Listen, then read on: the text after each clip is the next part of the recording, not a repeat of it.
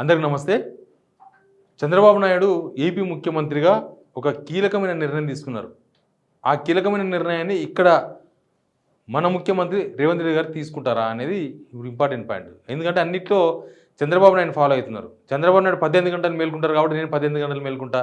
చంద్రబాబు నాయుడు ఏదో తింటారు కాబట్టి మార్నింగ్ టిఫిన్ చేస్తారు కాబట్టి నేను టిఫిన్ చేస్తా. అట్లా మాట్లాడుతున్నారు. అన్ని విషయాల్లో చంద్రబాబు నాయుడిని ఫాలో అయ్యే తట్లు మాట్లాడుతున్నారు. ఇప్పుడు చంద్రబాబు నాయుడు తీసుకున్న నిర్ణయం ఏంటంటే సిబిఐకి అనుమతిస్తూ కన్సెంట్ ఇస్తూ అక్కడ ప్రభుత్వం నిర్ణయం తీసుకున్నది. ఏంటంటే సిబిఐ ఒక రాష్ట్రంలోకి పోయి విచారణ చేయాలంటే ఆ రాష్ట్ర భూభాగంలో విచారణ చేయాలంటే ఆ రాష్ట్ర ప్రభుత్వం కన్సెంట్ తీసుకోవాల్సి వస్తుంది. రాష్ట్ర ప్రభుత్వం అనుమతి ఉండాలి. అయితే ఇప్పుడు చంద్రబాబు నాయుడు అక్కడ తీసుకున్న నిర్ణయం ఏంటంటే ఏపీకి సిబిఐ రావచ్చు, విచారణ జరపవచ్చు, ఎంక్వైరీలు చేయొచ్చు, అవసరమైతే అరెస్ట్ చేసి తీసుకుపోవచ్చు.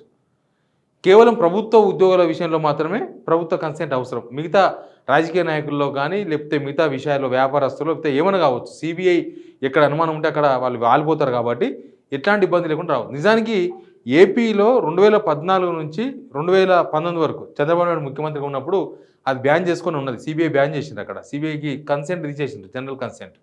తర్వాత జగన్ వచ్చిన తర్వాత కూడా దాన్ని కంటిన్యూ చేసిండ్రు. ఆయన కూడా ఆ బ్యాన్ ఎత్తేలేదు. సిబిఐ మీద బ్యాన్ ఉన్నది కంటిన్యూగా. ఇప్పుడు చంద్రబాబు నాయుడు ముఖ్యమంత్రి అయిన తర్వాత సిబిఐ మీద ఎత్తేసిండ్రు.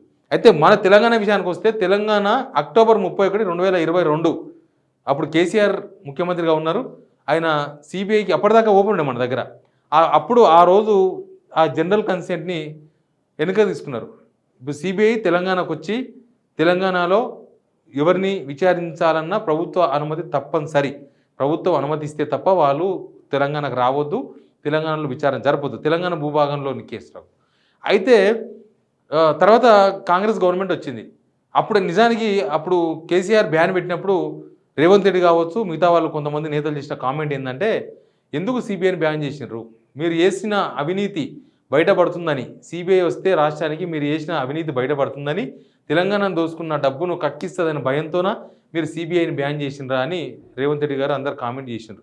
బహుశా కాంగ్రెస్ గవర్నమెంట్ వచ్చిన తర్వాత మరి అది ఓపెన్ చేయాలి. వీళ్ళు చేసిన ఆరోపణలకు ఇప్పుడు అప్పుడు కేసీఆర్ ఎందుకు బ్యాన్ చేసిండు అనే విషయంలో కొంత క్లారిటీ ఉంది. అప్పుడు బీజేపీకి టీఆర్ఎస్కి మధ్య గొడవలు చూసారు కదా. వడ్లు కొంటామంటే కోనమంటే రకరకాల గొడవలు. గవర్నర్తోనో గొడవ అయింది. గవర్నర్ తమిళసై సౌందరరాజన్ కేసీఆర్కి మధ్య చాలా ఎడం పెరిగిపోయింది, దూరం పెరిగింది. రాజ్భవన్కు తర్వాత ప్రగతి భవన్ మధ్య గ్యాప్ పెరిగిపోయింది. ఇవన్నీ మనం చూసినాం.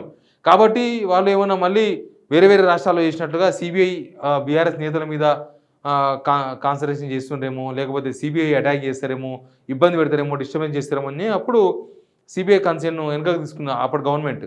అప్పుడు ఆరోపణ చేసిన రేవంత్ రెడ్డి మీరు చేసిన దొంగతనం బయటపడుతుందని సిబిఐకి జనరల్ కన్సెంట్ కట్ చేసినారు అని. కాంగ్రెస్ గవర్నమెంట్ వచ్చింది, ఇప్పటికి 9 నెలలు అయింది. సిబిఐ మీద ఇప్పటికీ కేసీఆర్ వేసిపోయిన నిషేధమే ఉంది. దానికి జనరల్ కన్సెంట్ని క్యాన్సిల్ చేసుకున్నారు కేసీఆర్. అప్పటి నుంచి అది కంటిన్యూ అవుతుంది. మరి అప్పుడు మాట్లాడిన రేవంత్ రెడ్డి లేకపోతే మిగతా వాళ్ళు ఇప్పుడు సిబిఐ మీద ఉన్న ఆ బ్యాన్ని ఎత్తేయచ్చు కదా, సిబిఐ మీద ఆ కన్సర్న్ ఏదో ఆ కన్సెంట్ ఇవ్వచ్చు కదా, ఎందుకు భయపడుతున్నారు? అసలు ఇక్కడ చాలా కేసులు, ఇక్కడ గత ప్రభుత్వంలో చేసిన కేసుల్ని సిబిఐకి ఇవ్వాలంటే లేదు సిబిఐకి ఇస్తే వేస్ట్, సిబిఐకి ఇవ్వమని చాలా కేసులు. ఇప్పుడు కాళేశ్వరం కేసు సిబిఐకి ఇవ్వమని అడిగినారు, బీఆర్ఎస్ వాళ్ళు కూడా అడిగినారు సిబిఐకి ఇచ్చుకోండి అని. తర్వాత విద్యుత్ కొనుగోలుకు సంబంధించిన అక్రమాలు అన్నప్పుడు ఆ కేసు కూడా ఇచ్చుకోండి అని చెప్పి, ఏదైనా సరే మీరు సిబిఐకి ఇచ్చుకోండి, ఎవరికైనా ఇచ్చుకోండి, మాకేం అభ్యంతరం లేదని చెప్పారు.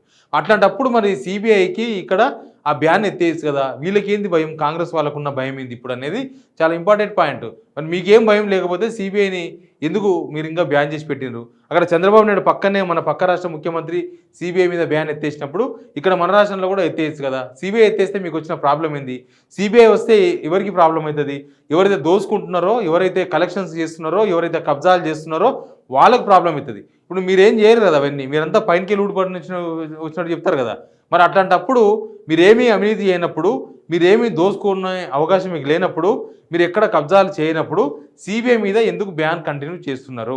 సిబిఐ మీద బ్యాన్ ఎత్తేసి కన్సెంట్ ఇవ్వచ్చు కదా. సిబిఐ వాళ్ళు ఇష్టం ఉన్నప్పుడు రావచ్చు, ఎవరైనా విచారించవచ్చు, ఎవరైనా అరెస్ట్ చేయవచ్చు, ఏ ఇష్యూ అయినా సరే వాళ్ళు ఎంక్వైరీ చేయవచ్చు. మంచి అవకాశం కదా, దీనిలో జనాలకు మంచి జరుగుతుంది. నిజానికి జనం అడగాలి, ఇది జనం తరఫున నేను అడుగుతున్నాను. అందుకే సిబిఐ బ్యాన్ అప్పుడు కేసీఆర్ పెట్టిన బ్యాన్ని ఇప్పటిదాకా మీరు ఎందుకు కంటిన్యూ చేస్తున్నారు? అప్పుడు కేసీఆర్ తప్పుపట్టిన మీరు ఇంకా అదే బ్యాన్ ఎందుకు కొనసాగిస్తున్నారు? మీరు చంద్రబాబు నాయుడు ఫాలో అవుతారా? సిబిఐ మీద బ్యాన్ ఎత్తేస్తారా? సిబిఐకి రాష్ట్ర ప్రభుత్వం నుంచి కన్సెంట్ ఇస్తారా? ఎందుకు ఒకవేళ ఇవ్వకపోతే ఎందుకో ప్రజలకు సమాధానం చెప్తారా? ఎందుకంటే సిబిఐకి ఇవ్వకపోతే ఇక అవినీతి చేస్తున్నట్లే లెక్క అని మీరు గతంలో మాట్లాడారు కాబట్టి మళ్ళీ ఇక్కడ కూడా అవినీతి బయటపడుతుందని సిబిఐకి కన్సెంట్ ఇవ్వలేదా? ఇక్కడ కూడా కబ్జాలు లేకపోతే కలెక్షన్స్ వివిధ వ్యవహారాలు జరుగుతున్నాయని చెప్పి బీజేపీ నేతలు ప్రతిరోజు ఆరోపణ చేస్తూ ఉన్నారు. కాబట్టి అట్లాంటి విషయాలు బయటకు వస్తాయని సిబిఐని రాణిస్తలేరు అనేది చాలా ఇంపార్టెంట్ పాయింట్. తెలంగాణ ప్రజల విషయాన్ని గమనించాలి కూడా. Please subscribe signal TV.